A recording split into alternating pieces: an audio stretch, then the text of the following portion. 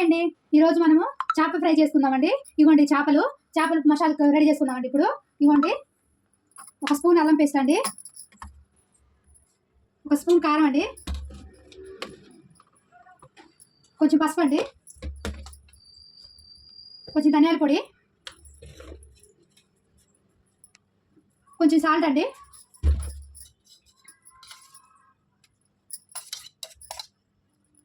ఒక 2-3 స్పూన్లు పెరగండి. ఇంతేనండి. ఇప్పుడు దీన్ని రెడీ చేసుకుందాము. ఇదిగోండి మొత్తం ఇట్లా వేసేసి కలిపేసుకుందామండి. ఇదిగోండి ఇట్లా మొత్తం కలిపేసుకోవాలండి.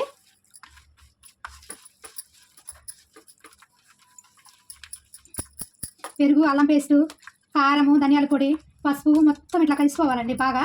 ఇదిగోండి ఇట్లా పేస్ట్ లాగా మంచిగా ఇట్లా కలిసిపోవాలండి. చాలా బాగా కలిసిపోయింది చూడండి. ఇట్లా కలిపేసుకొని ఇప్పుడు చేప ముక్కలకి అప్లై చేసుకుందామండి. ఇట్లా ఇదిగోండి చేప ముక్కలకి ఇట్లా అప్లై చేసుకుంటే చాలా బాగుంటుందండి.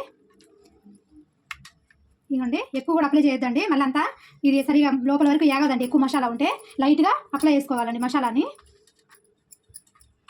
బాగా ఏగాలంటే మసాలా ఎప్పుడైనా ఎక్కువ పెట్టుకోకూడదండి. ఇట్లా లైట్గా పెట్టుకోవాలండి. మసాలా అంతా మాడిపోతుంది కానీ చేప లోపల వరకు వెళ్ళి ఏగదండి. ఇట్లా లైట్గా పెట్టుకొని వేపుకోవాలండి.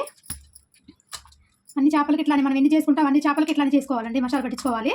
ఇదిగోండి నేను లైట్గానే పెడుతున్నాను చూడండి. మసాలాలు ఇట్లా పెట్టేసుకొని ఒక 10 నిమిషాలు పెట్టేసుకోవాలండి పక్కకి. మంచిగా మసాలా మొత్తం ముక్క పీల్చుకుంటుందండి. ఉప్పు, కారం, పెరుగు, పులుపు ఉంటుందండి. పెరుగు అవి మొత్తం బాగా పీల్చుకుంటుందండి. ఇదిగోండి మొత్తం అట్లా పెట్టేసుకోవాలండి.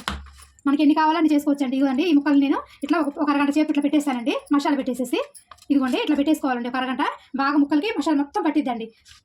ఇవ్వండి ఒక అరగంట అయిందండి. నేను చేసేసి మసాలా పట్టించేసి ఒక మీరు ఫ్రిడ్జ్లో పెట్టుకునేటట్టయితే ఒక 15 నిమిషాలు పెట్టుకుంటే సరిపోతుంది. ఫ్రిడ్జ్లో పెట్టుకుంటే నేనైతే బయట పెట్టేసానండి. ఇదిగోండి అరగంట అయిందండి. ఇప్పుడు ఫ్రై చేసుకుందామండి. స్టవ్ ముట్టించేసేసి ఆయిల్ పెట్టుకుందామండి. ఎక్కువ నూనె కూడా అవసరం లేదండి, కొంచెం నూనెలోనే చేస్తున్నాను చూడండి.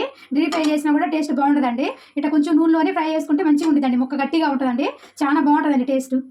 ఇవ్వండి నూనె కాగిందండి. మంట మీడియం సైజులో పెట్టుకోండి అండి, ఎక్కువ మంట పెట్టుకోకండి. అప్పుడు మనకి లోపల వరకు మంచిగా వేగుతుందండి.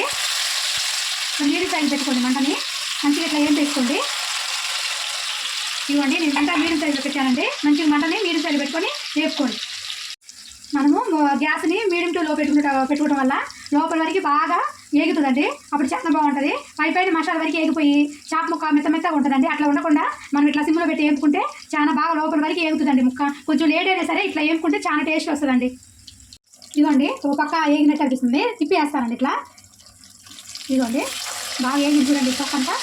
ఇదిగోండి ఇట్లా తిప్పేసుకున్నాము. ఒక పక్క బాగా ఎర్రగా ఏగిపోయింది చూడండి.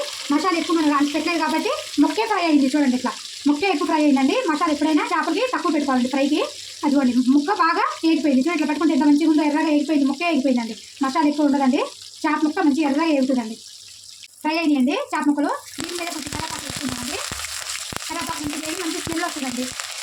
చేప ముక్కలు చాలా బాగుంటుంది ఇట్లా వేసుకుంటే. కరేపాకు కూడా ఎప్పుడైనా సరే అండి మనం పచ్చాపలు తెచ్చుకున్నప్పుడు కడిగేటప్పుడు అండి శుభ్రంగా ఉప్పు, నిమ్మకాయ, కొంచెం పెరుగు వేసి కలుపుకుంటే నీసు వాసన లేకుండా మంచిగా ఉంటుందండి. చేపలకు నీసు వాసనే రాదండి. ఇవ్వండి నేను తీసేస్తున్నాను. ఇంకా మంచిగా ఎర్రగా ఏగిపోయినాయి చేపలు చూడండి ఇంత బాగా ఏగిపోయిందో. మనం ఎక్కువ మసాలా పెట్టుకుంటే మసాలా ఏగిద్దండి. మొత్తం చేప నిండా మసాలా ఉండిద్ది కానీ ముక్క లోపల దాకా ఏగదండి. ఇట్లా వేపుకోండి చాలా బాగుంటుంది. ముక్క కూడా ఎర్రగా ఏగుతుంది. Like, share and subscribe our